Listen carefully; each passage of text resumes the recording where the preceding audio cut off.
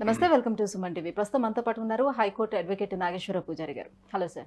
Hello అండి. Sir, రీసెంట్గా నేను పేపర్లో చదివాను, అలహాబాద్ హైకోర్టు 498 సెక్షన్ రెండో భార్యకి పెట్టుకునే ఛాన్స్ లేదు, అధికారం లేదు అని చెప్పింది. దీని గురించి కొంచెం ఎక్స్ప్లెయిన్ చేస్తారా? ఎందుకని, ఏంటి?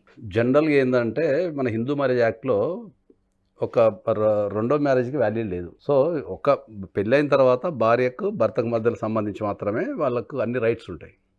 ఏ కారణం చేతనైనా జనరల్గా ఏంటంటే ఏ కారణం చేతనైనా ఆడవాళ్ళు కానీ లేకపోతే మగవాళ్ళు కానీ రెండో మ్యారేజ్ కనుక చేసుకుంటే, అంటే దీంట్లో కండిషన్ ఏముంటుంది, మొదటి మ్యారేజ్ వ్యాలిడ్ అయి ఉండి రెండో మ్యారేజ్ కనుక చేసుకుంటే వాళ్ళకు సంబంధించిన రైట్స్ ఏముంటాయి అనేది ఒక పాయింట్ ఉంటుంది దీంట్లో. సో రెండో మ్యారేజ్ అనేది ఇక్కడ మన ప్రధానంగా చెప్పుకోవాలంటే ఏంటంటే రెండు పద్ధతులు ఉంటాయి.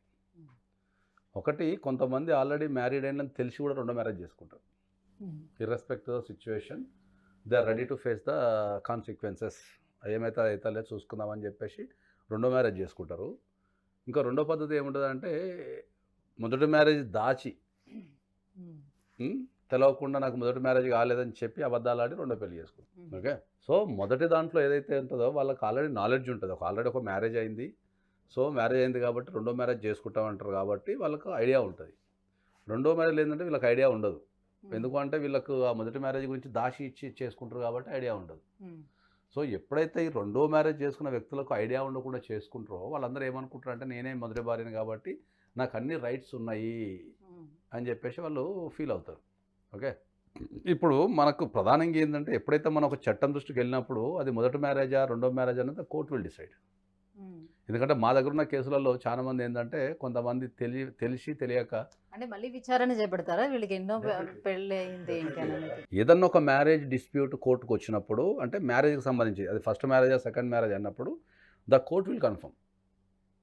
Okay, the court will confirm. ఎందుకంటే ఇప్పుడు కొన్ని కేసులు ఎట్లుంటాయంటే రెండో మ్యారేజ్ గురించి చెప్పకుండా, అంటే మొదటి మ్యారేజ్ గురించి చెప్పకుండా రెండో మ్యారేజ్ చేసుకుంటుంటారు. తర్వాత ఏదో ఒక సందర్భంలో మొదటి మ్యారేజ్ గురించి తెలుస్తుంది, తెలిసినప్పుడు కాన్ఫ్లిక్ట్ వస్తుంది, ముందు ఎవరికి మ్యారేజ్ అయింది అనేది కాన్ఫ్లిక్ట్ వస్తుంది. సో హిందూ మ్యారేజ్ యాక్ట్ ప్రకారం మొదటి మ్యారేజ్ వ్యాలిడా లేకపోతే ఏది మొదటి మ్యారేజ్ అంటే ఎవరు ముందు పెళ్లి చేసుకుంటే వాళ్ళది మొదటి మ్యారేజ్ అవుతుంటుంది జనరల్గా. అంటే 498 సెక్షన్ అంటే సాధారణంగా భర్త హింసిస్తున్నాడు అనే దాని మీదే కదా పెట్టేది. అదే ఇప్పుడు అలహాబాద్ కోర్టు చెప్పింది అదే. అలహాబాద్ కోర్టు చెప్పింది ఏంటంటే టెక్నికల్గా ఇప్పుడు లా అనేది ఇంటర్ప్రిటేషన్ చేంజ్ అవుతూ ఉంటుంది.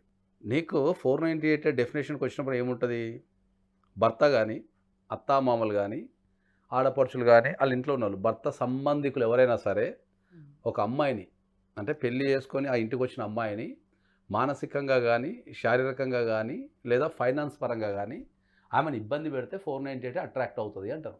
ఆ డెఫినేషన్ అదే. ఆ డెఫినేషన్ని ఇప్పుడు అది చాలామందికి ఏంటంటే ఆ డెఫినేషన్ స్ట్రైట్గా ఉంది డెఫినేషన్. అక్కడ ఏమంటారు, హస్బెండ్ అనే పదం వాడిండు.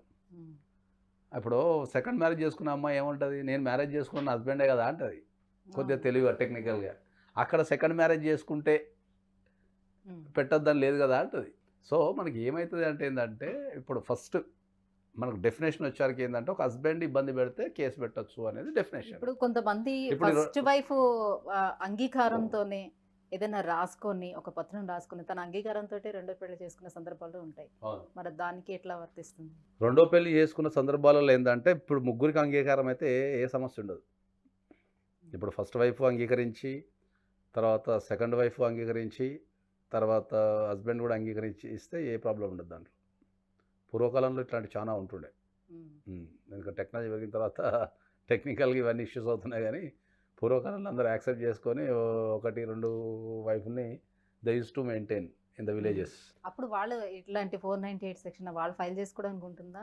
ఆ రోజులలో 498 ఎక్కడ ఉంది మనకి, ఇప్పుడు 1982 నుంచి. ఇప్పుడు ఎవరైనా అలా చేసుకొని ఉండుంటే ఒకవేళ. ఇప్పుడు అదే కదా ఈ జడ్జిమెంట్ చెప్పేది. ఈ జడ్జిమెంట్ చెప్పేది ఏముంటుంది, డెఫినేషన్ ఏం చెప్తుంది, హస్బెండ్ ఇబ్బంది పెడితే కంప్లైంట్ ఇవ్వమంటుంది డెఫినేషను.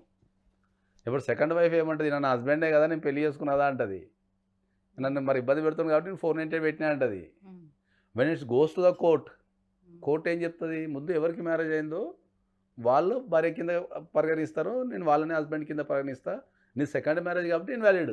ఎక్కడైతే ఏం ఫైల్ చేసుకోవాలి మరి అప్పుడు ఇలా హింసిస్తున్నాడు? 498 తప్ప ఏదైనా పెట్టుకోవచ్చు ఆమె. 498 తప్ప, ఎందుకంటే 498 అనేది especially wife and husband relation మధ్యలో ఉన్న గొడవలకు సంబంధించిందే.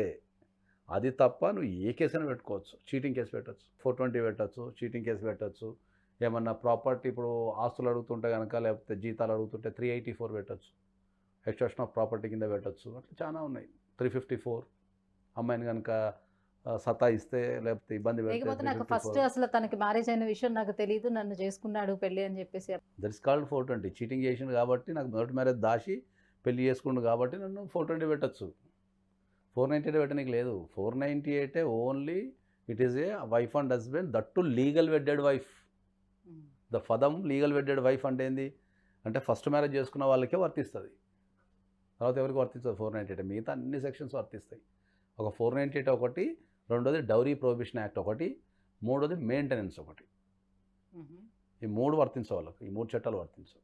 సో రెండో వారికి అంటే పెళ్లి అనేది అక్కడ వర్తించట్లేదు కాబట్టి మెయింటెనెన్స్ కూడా అనేది రాదు. రాదు.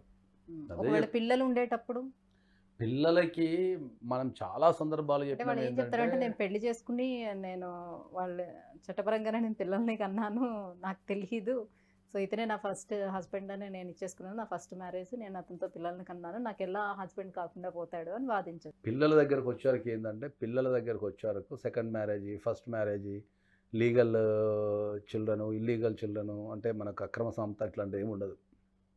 ఆ పదం యూజ్ చేస్తాం కానీ ఎవరికన్నా పిల్లలు పుడితే అది ఏ కారణం చేతనైనా అంటే ఫస్ట్ మ్యారేజ్ కావచ్చు, సెకండ్ మ్యారేజ్ కావచ్చు, లివింగ్ టుగెదర్ కావచ్చు, లేకపోతే అన్యాక్సిడెంటల్లీ ఏదైనా జరిగి ఏదైనా పరిచయంతో మనకి ఇప్పుడు లేటెస్ట్గా 1 నైట్ స్టాండ్స్ అట్లాంటివి ఏమైనా జరిగి వచ్చిన పిల్లలకి ఎవరైతే ఉంటారో వాళ్ళకి సర్వ రైట్స్ ఉండేస్తాయి. వాళ్ళకి ఆస్తుల మీద రైట్స్ ఉంటాయి, మెయింటెనెన్స్ రైట్స్ ఉంటాయి, ఎవ్రీ రైట్ ఉంది పిల్లలకి. పిల్లల రైట్ కాదనే హక్కు ఎవరికి ఉండదు. When it's comes to the వెడ్డింగ్కి వచ్చాక మాత్రం లీగల్లీ వెడ్డెడ్ వైఫ్ ఫస్ట్ ఎవరినైతే పెళ్లి చేసుకుంటారో వాళ్ళకే వ్యాలిడ్ ఉంటుంది. ఆ మ్యారేజ్ వ్యాలిడ్ ఉన్నప్పుడు, ఆ రిలేషన్షిప్లో ఉన్నప్పుడు ఇంకా ఏ రకమైన మ్యారేజ్ చేసుకున్నది ఇన్వాలిడ్. సో ఏ విధంగా చూసుకున్నా కూడా రెండో మ్యారేజ్ అనేది మీకు 498 పెట్టడానికి లేదు. తర్వాత ఇంతకుముందు మనం మాట్లాడుతూ జనరల్గా చెప్పాలంటే డొమెస్టిక్ వైలెన్స్ కూడా పెట్టడానికి లేదు. అలహాబాద్ హైకోర్టు మనకు క్లియర్గా చెప్పింది అదే. సో డెఫినేషన్ అనేది హస్బెండ్ అనే పదం వాడారు. దాన్ని జనరల్గా ఏమంటారు అంటే ఇంటర్ప్రిటేషన్ ఆఫ్ స్టాచ్యూస్ అంటారు. అంటే ఒక చట్టం రాస్తాం, ఓకే, ఒక పరిస్థితికి అనుగుణంగా చట్టం రాస్తాం. ప్రతి చట్టంలో దాన్ని అర్థం చేసుకునే విధానం ఉంటుంది. సెకండ్ మ్యారేజ్ చేసుకున్నా ఏముంటుంది, మళ్ళీ వెళ్ళి అవును మీరు హస్బెండ్ ఇబ్బంది పెడతారు కదా, నా హస్బెండే కదా అంటుంది. కోర్టుకు వచ్చాక ఏమవుతుంది అంటే లీగల్ హస్బెండా, ఇల్లీగల్ హస్బెండా, లేకపోతే లీగల్ మ్యారేజా, ఇల్లీగల్ మ్యారేజా అని. అంటే దాన్ని కోర్టు పరంగా వాడితే ఏంటంటే వ్యాలిడ్ మ్యారేజ్, ఇన్వాలిడ్ మ్యారేజ్ అంటాం దాన్ని. So it is valid marriage, that 498 is attract. If it is invalid marriage, 498 not attract అంటాం. Thank you so much sir ఈ అంశాన్ని వివరించినందుకు. ఓన్లీ థ్యాంక్స్ అయినా.